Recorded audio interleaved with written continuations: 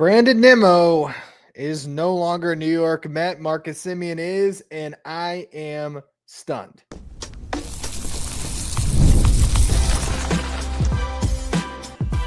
You are Locked On Mets, your daily New York Mets podcast. Part of the Locked On Podcast Network, your team every day. Hello to all you amazing Mets fans. You're watching Locked On Mets, part of the Locked On Podcast Network. Thank you for making Locked On. You're the Locked On Mets. You're first listen every day. And thank you for making Locked On the #1 sports podcast network. I'm fumbling over my words because I cannot believe what just happened. And of course, that's what we're talking about on the show. Brandon Nimmo's not a Met anymore. He was traded for Marcus Semien of the Texas Rangers, as Will Salmon, I believe, got to the story first. And it is a big, bold big move for David Stearns this season as the New York Mets reshape this roster. I'm your host, Ryan Finkelstein. Been covering the New York Mets on this show since the 2019 season. This is the #1 daily podcast on the New York Mets. If you want to find any of my written work, you can do so over at justbaseball.com, where I work as the editor-in-chief. I wanted to do a show right now when the reaction from me was raw and real, and before I even had time to process it, because that's what tomorrow's show will be all about. What's next for the New York Mets after making this trade, after we could read more about it. But just on the surface, gut reaction, feelings, emotions, it's a brutal trade in one respect, because when Brandon Nimmo signed that 8-year contract, I remember sort of being puzzled and like, wow, I can't believe they just signed Nimmo to an 8-year deal. And then you got this sort of, warm feeling of, oh, it's a homegrown guy, gets to play the rest of his career in a Mets uniform. Number 9 gets retired.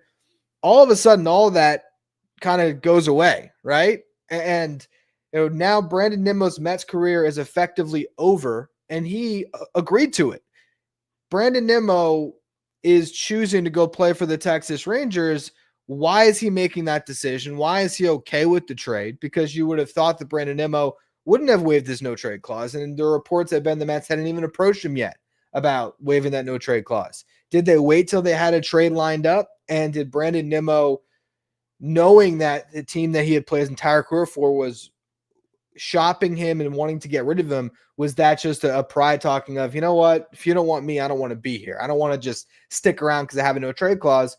Or was he tired of the situation? Did he think that his moving on was the right thing for both him and the team? It's a fascinating aspect of just the Mets trading Brandon Nimmo alone before you even get into any return, before you even talk about Marcus Semien coming back and the money and everything else. Just the fact that the Mets have traded Brandon Nimmo and have gotten him to agree to that trade, that alone is big news, and it's shocking, and it's something that I didn't expect to see. I did a show last week on why I did not think Brandon Nimmo would get traded, where I talked about the different scenarios where you could trade Brandon Nimmo. And there was 1 or 2 scenarios that I broke down. Option 1, you eat down the contract. I said that about what I expected the value of Brandon Nimmo's contract to be was the 5-year deal. I think another team would have wanted him at, let's just say, 75 to 80 million.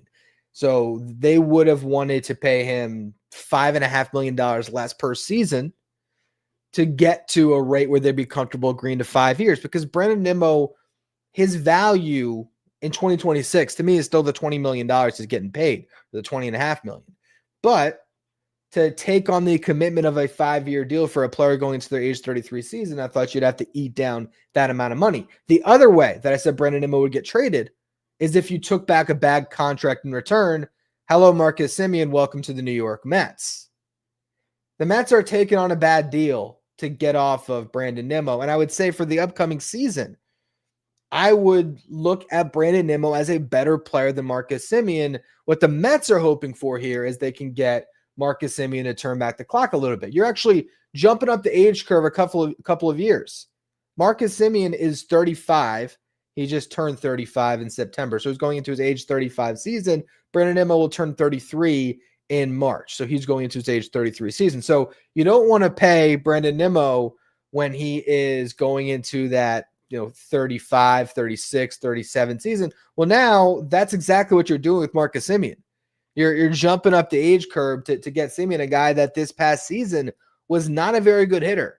And for the first time, really, in a full season since 2018, when he wasn't even established as a good hitter. That's my dad calling me right now because he's thinking, what's going on? Should I just, I'll do this on air. Hey, you're on Locked On Mets, Dad. I'm doing a live show, so we're going to have to talk about this in a little bit later. If you want to tune in. Okay. You want to say hi to the people since I got you? I'm literally live on YouTube. You want to do it? Hey, everybody out there, kind of crazy, seeing this news. I just happened to get the phone, didn't get on the live yet, but now seeing that Brandon Nimmo, wow, big stuff there. I'll let you go at it, Ryan. All right, Dad, I'll talk to you later. Yeah, it's crazy. It's crazy, this deal. I'm trying to just wrap my mind around, but getting back to what I was saying offensively, Marcus Semien, you go back through his career, right? 2018, at 27 years old, he hits 15 home runs, 70 RBIs. He had a 97 WRC plus. So weighted runs created plus, measured sitters on a league average of 100. He was just below league average where he was up to that point in his career. 2019, he has a breakout season, 138 WRC plus. 2020 has a down year in the COVID shortened season, takes the 1-year deal with Toronto and backs up his 2019 season, gets the 7-year deal from the Rangers, and was good offensively in the first 3 years of that deal. And then this one in 2025, not great. Still had 15 homers, still stole 11 bases, played 127 games. OPS for Marcus Semien in 2025 was 669. For context, Brandon Nimmo's OPS was 760. Brandon Nimmo is a much better offensive player than Marcus Semien, but this is not about getting better offensively. This is about moving Brandon Nimmo's contract for a player that the Mets feel can still bring value. The Mets are looking at Marcus Semien. If they really do care above all else about improving their run prevention, Marcus Semien gives you a really good defensive second baseman. And it opens up a corner outfield spot. And so while there's so much to get into with this trade, so many layers to it, so many layers to trying to determine what the Mets see in Marcus Semien, what the Mets don't see in Brandon Nimmo, this feels like a precursor. Are the Mets going to really kick the tires on Kyle Tucker? Because then this makes more sense. Now, that corner outfield spot, you're going to fill it with Kyle Tucker, and your team just got way better. And yes, you got to have Marcus Semien on your team, but maybe he can do a little more at the bat. 3 years left instead of 5 years of Nimmo.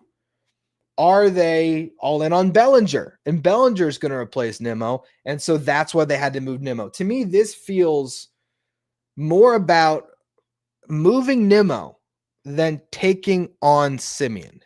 In my eyes, I'm sure they like Semien as a player, but to me, this more feels like the Mets were really actively shopping Nimmo behind the scenes, trying to find the best possible trade, and this is what they came up with. Taking on Marcus Semien and moving Brandon Nimmo. I want to chew on this a little bit more. We'll be back in just a sec. Today's episode is brought to you by FanDuel. If you want to get into the action, whether it's football, basketball, FanDuel is going to be the place to go because new customers right now, if you bet $5, you're going to get $300 in bonus bets if you win. That's right. You pick a bet, you put down $5. If it hits, you're going to unlock $300 in bonus bets to use across the app. I love using FanDuel because it fits however you like to bet, whether it's player props, building a same game parlay, or jumping in live as the action's unfolding. It makes watching football or basketball even more exciting. We got a little bit of something riding on the action. It's quick. It's easy. It's the best way to add a little more energy to your Sunday. So if you're ready to play, download the FanDuel app now by visiting FanDuel.com to get started. That's FanDuel.com to place your first $5 bet.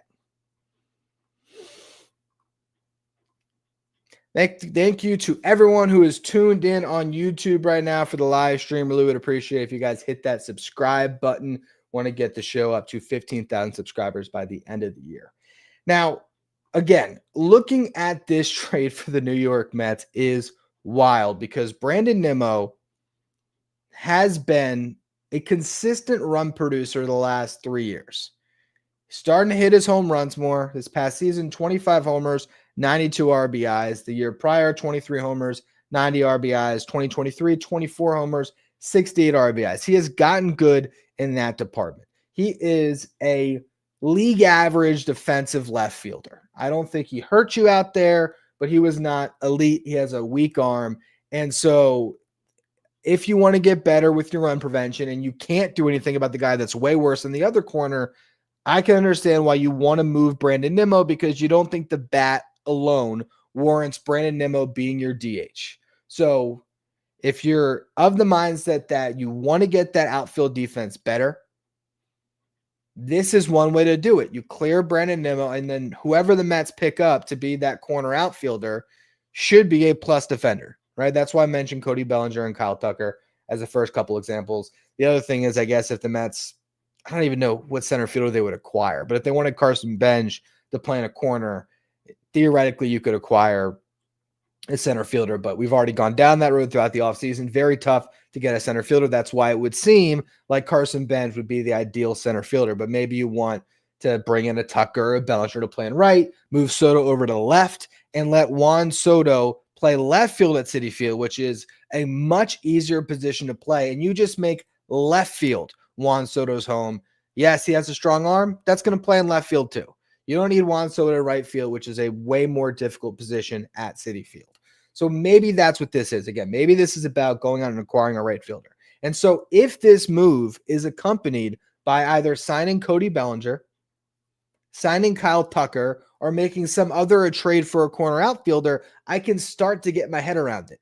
At the same time, am I thrilled that Marcus Semien is going to be playing second base for the New York Mets for the next 3 years? Not really. Am I thrilled that the Mets are taking on a 35-year-old Semien? I'm okay watching a homegrown Met age.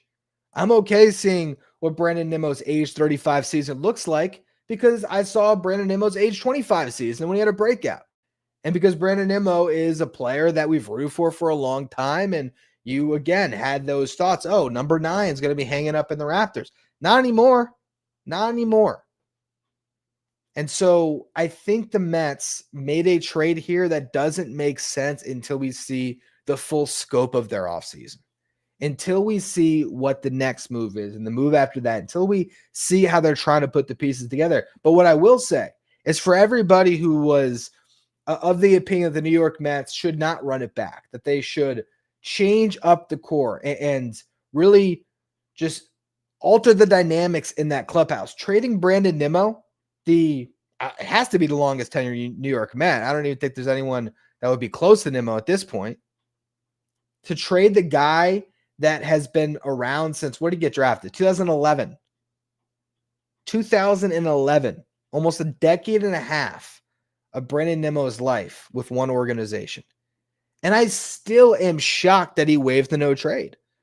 I really am. I can't wait until we start to get those details about how this deal came together, and we can understand more how the Mets convinced Nimmo. Was Nimmo fed up? Did Nimmo not like the way Adam Ottavino talked about him on the stream, and all of a sudden there was a crazy blowback? It's wild. It's wild, the turn of events that this trade marks for this franchise, because this is turning the page. It is. And if they trade Jeff McNeil, which, how do you trade Nimmo and not trade Jeff McNeil at this point? Unless maybe Jeff McNeil is the left fielder. Maybe the Mets say, you know what? We think Jeff's defense is going to be better in left, so we're going to have Jeff McNeil in left, because Jeff McNeil is not playing second base. Marcus Semien is playing second base. Where does Jett Williams play? Does this put Jett Williams now more on the block because you thought that he was going to be the second baseman of the future and maybe the second baseman of the near present? What does that mean for Jett? Are the Mets now going to trade Jett and Jeff McNeil this offseason? That's the thing. If this was just Brandon Nimmo gets traded to the Rangers and the Mets ate, $25 million of the contract, I think I would actually like the deal more than taking back Marcus Semien, if I'm being completely honest. And you know what? It could be shame on me, because Marcus Semien is 2 years removed from a 6.5 win season. That was when the Rangers won the World Series. And even last year, 2024, he was a 4-win player based on WAR. Still hit 23 home runs, from the second base position, and you are getting a very good glove at second base. Granted, one that's 35 years old, so how much longer is he going to be a good glove? There was a decline defensively this past year, went from elite to still very good.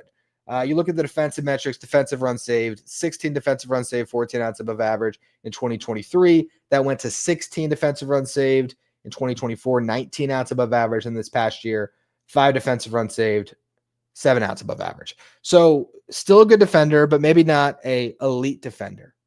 It's a wild trade. It really is, because there's so many different ripple effects on what this means for the New York Mets. What does this mean for their outfield? What does this mean for, again, second base and all the guys that could have played there? It's still 3 years of Marcus Semien.